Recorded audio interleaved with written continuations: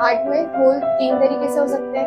एक ductus arteriosus होता है, एक एट्रियल सेप्टल डिफेक्ट होता है, एक होता है ventricular septal defect. Embryonic stage में सबके अंदर जो एओर्टा होता है और पल्मोनरी आर्टरी होता है वो कनेक्टेड होता है एक ब्लड वेसल से जिसका नाम है डक्टस आर्टेरियोसिस। एम्ब्रियोनिक स्टेज में ये दोनों जो है पल्मोनरी आर्टरी और एओर्टा कनेक्टेड होते हैं, दोनों का ब्लड मिक्स होता है। लेकिन कुछ समय के बाद पार्चुरेशन के 4 to 7 वीक्स बाद ये जो ब्लड वेसल से ये फिल्ड अप हो जाती है और जो एओर्टा का ब्लड है वो पल्मोनरी आर्टरी के ब्लड से मिक्स नहीं होता है। लेकिन कुछ बच्चों में क्या होता है कि ये 1 ईयर या 2 ईयर आफ्टर 2 ईयर्स भी फिल्ड अप नहीं हो पाता है, तो यहाँ इसको हम फिर होल बोलने लगते हैं, जिसको बोलते हैं पेटेंट डक्टस आर्टेरियोसिस।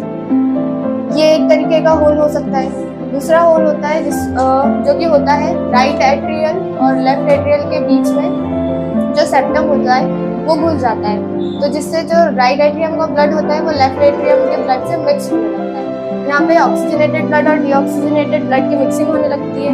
तो जो बच्चे होते हैं, बच्चों में भी हो सकता है, बड़ों में भी हो सकता है, तो उनकी जो काम करने की एफिशिएंसी होती है वो कम हो जाती है due to the mixing of oxygenated and deoxygenated blood.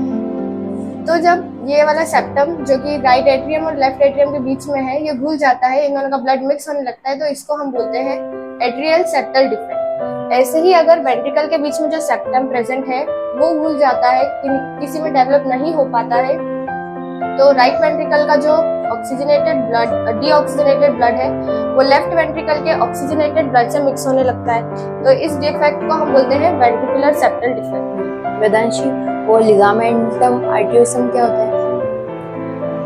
Ligamentum arteriosus, अगर ये जो डक्टस आर्टेरियोसिस ब्लड वेसल है कुछ समय के बाद पार्चुरेशन के बाद 4 to 7 वीक्स के बाद अपने आप फिल्ड अप हो जाता है, तो उसको हम बोलते हैं लिगामेंटम आर्टेरियोसिस।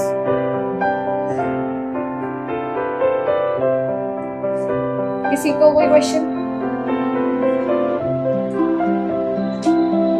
कॉमनली 90% जनरली बच्चों में जो होता है उसको हम बोलते हैं disorder, patent ductus arteriosus disorder होता है, जिसमें ये वाली जो ब्लड वेसल है वो नेचुरली फिल्ड अप नहीं हो पाती। अगर वो नहीं होती तो फिर डिसऑर्डर हो जाता है। हाँ,